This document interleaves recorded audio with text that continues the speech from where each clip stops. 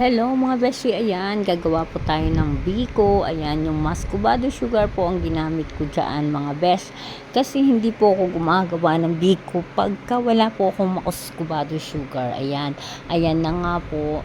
Pagkatapos ko nga pong nilusaw yung aking muscovado sugar kasi may mga buo-buo po yung kaya pinakukuluan ko talaga yun. Tapos ini-strain ko. Katapos, ayan naman ang aking gata mga besh. Lulutuin ko naman yan hanggang sa medyo magmamantika na siya mga besh. Saka ko siya ihahalo yung aking muscovado sugar. Ayan. Aantayin po natin siya talaga. Halu-haluin natin hanggang sa parang lutong-luto na talaga siya mga besh. Then, ayan na nga. Nilagay ko ng aking muscovado sugar dyan kasi talagang medyo nagmamantika na yung ating gata. Tapos, ayan naman besh, pinaghalo na natin sila. Yan naman aantayin natin naman yan na medyo konti na lang din siya, medyo tuyo na siya ng konti. Hindi naman tuyo-tuyo, basta magbabawas na siya sa ganyang dami. Kumbaga, kalahati lang matitira dyan. Saka natin ilalagay yung ating sinaing na bigas na malagkit. Ayan.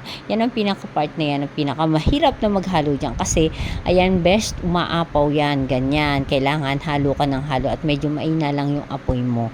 Kasi nga, yan ay kulong-kulo na talaga siya. Kasi nga, pinagsama natin ang asukal at saka yung ating gata. Ayan, mga besh. Ayan, ganyan mga best, masarap na po yan. Ayan, tapos ilalagay na po yan, konti na lang, diba? Ayan, lalagay na po natin ang ating malagkit na sinaing. Ewan ko lang po sa iba kung ganyan din sila na sinasaing muna nila yung bigas na malagkit. Kasi sa akin po talaga ay sinasaing ko para pantay po yung luto niya mga besh. Ayan. Tapos yan ang pinakamahirap dyan. Yung maghahalo-halo ka talaga. Ayan, mix ka ng mix para na magko-combine talaga yung asukal doon sa malagkit. Ayan. At saka pag nagsasaing ako ng bigas na na malagkit, kailangan non-stick yung aking pinaglulutuan para wala pong madidikit at walang sayang na malagkit. Ayan mga besh, tignan mo, buong buo ko siya nakukuha. Ayan mga beshi, ayan, tapos halu-haluin na natin yan. Ganyan ako ang magluto ng aking biko. Ayan, kailangan haluin natin hanggang sa talagang matuyong-tuyo siya mga besh. At yung parang nakikita mo yun sa gilid, bumubula-bula yung mantika. Yan ang pinakamasarap doon.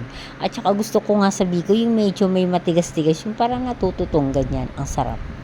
Ayan. Pero hindi ko na yan pinagaganyan kasi nga non-stick po yung ginamit ko na kawali. Ayan mga beshi, ang ating biko. Ayan, tuyo na siya. Pero anuhin pa rin natin yan, haluin pa rin natin ang haluin. Ayan, nag-mix na talaga siya.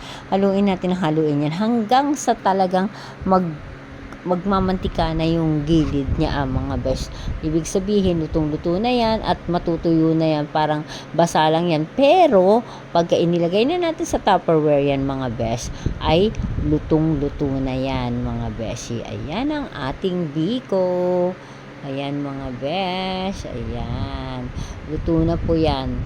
Ang ating biko mga besh. Gagawa na lang ako ng latik at ilalagyan ko yan. Kaya lang hindi ko na po talaga kasi na videohan yung paggawa ko ng latik mga besh. Lalagay na lang natin yan sa Tupperware. Ayan. Pagka yung talagang tuyong-tuyo na siya mga besh.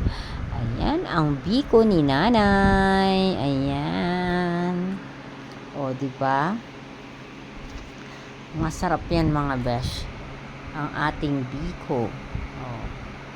Para patutuyuin talaga natin yan hanggang sa magtuyong-tuyo siya. Yung bang magmamantika na siya talaga mga best.